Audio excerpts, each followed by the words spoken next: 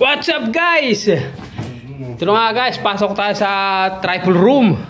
Nililinis yan. Eh, ayaw magpakita ng ating maglilinis. Yan. Yung isang leto. Yan. Tapos ito yung dalawahan. Yan. Oh, dalawahan yan. Quiet room to guys, quiet room. Kasi nasa backside. Wala kang alam makikita sa likod. Ay, muro. Pader. Pero tahimik naman, hindi kayo may istorbo. Oo, meron tayong TV. Oh, 55 inches. May salamin tayo dyan. Tapos naka-aircon, syempre. Oh. Yan, aircon tayo yan. Pag summer, pero pag winter, ay di heater. Diga, ano?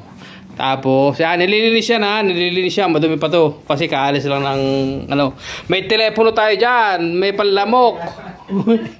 Tapos may save box, guys. Talaga naman. Kahit ipaglalagay mo dito ang inyong mga pera. Oo, mawawala pa din. Pakita man natin ang banyo. Sige. Oo. Ayun, ayos na, oh. Ayan, oh. Ayos na yan. Tatluhan to, tatluhan. Ayan ang banyo. Tingnan nyo naman ang ganda guys. Ayan shower. Tapos inaano to. Yan. Nga lang maingay. Box ano to eh. Shower box.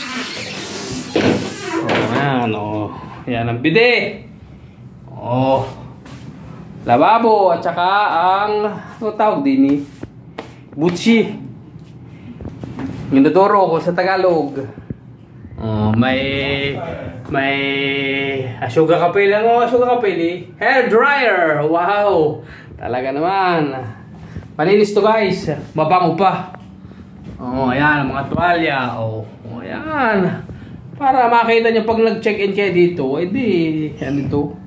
Yan, di ba?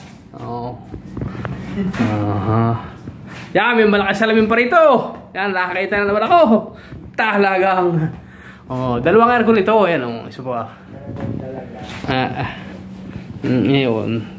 Nililinis na yan eh. Huwag daw ipakita ang kanyang mukha kasi baka ma-skandal. Okay guys. If you like this video, like and share and subscribe. Okay guys. Thank you.